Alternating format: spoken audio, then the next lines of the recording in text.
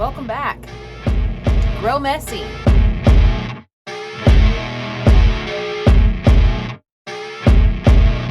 We're in the greenhouse this afternoon.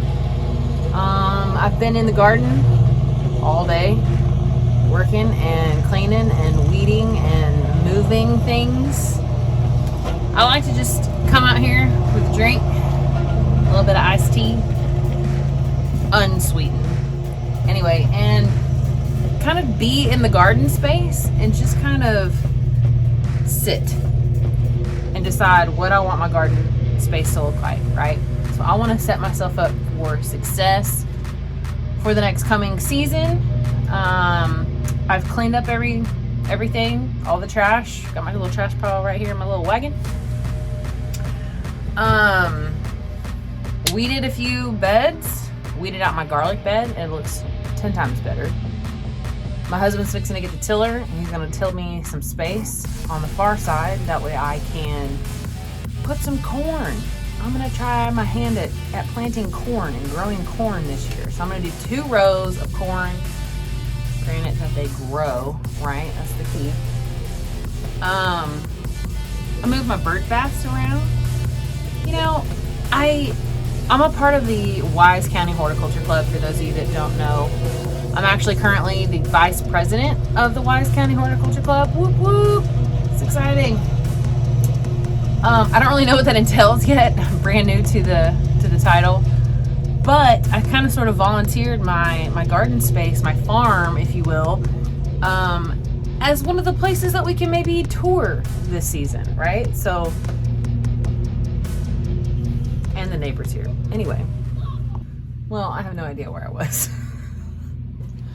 But anyway, getting inspired to be in your garden and to want to be in your garden, I think requires kind of sitting and staring and dreaming about what you want it to look like and how you want it to function.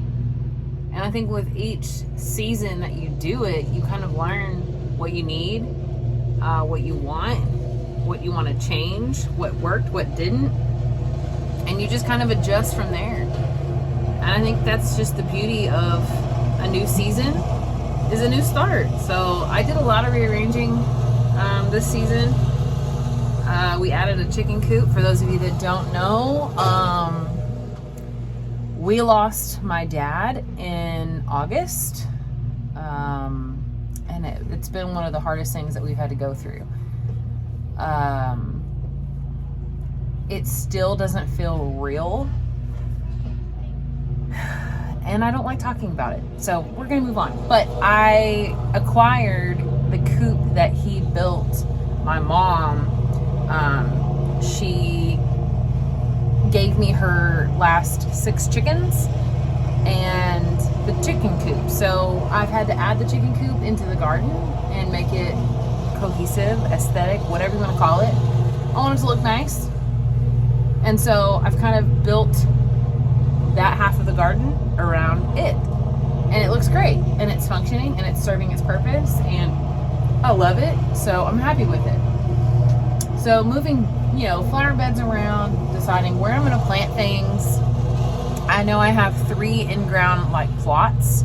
That's what I'm calling them. I've got my onions, I've got my garlic, and I've got one other plot that I'm not exactly sure what I'm going to grow yet, but it is going to be another plot situation. And I think I might put roses around the bird bath that's up there, kind of like I had on this side. If you guys remember last year, my roses are actually coming back beautifully, and I want to add more. I love having roses in the garden for multiple reasons. One, they're beautiful, and I love to look at them. I mean, they're good for the bees. I don't know, I love them, and they come back every year tenfold, and they just look phenomenal, and they make me happy, and they bring me joy. So that's why I have roses in the garden. Another thing I like having in the garden, all year round, is rosemary. I actually have 4 different types of rosemary right now. But my biggest one sets off to the back side right here. You can actually see kind of a little bit of green over here. That's my rosemary. It's an evergreen, if you didn't know that. So it's green all year round. And it's super hardy. And the bees like it. And I love it. And it smells good, and I can use it for cooking, so it's dual purpose for me. It's a win-win.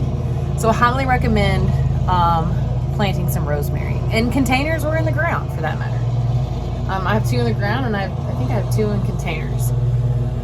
So we're doing both. Also, what I wanted to mention that has currently slipped my mind.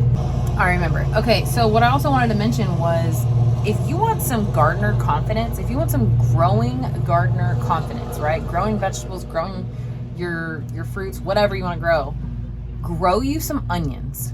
Seriously, they are the easiest thing to throw in a garden and get mass production out of it, right?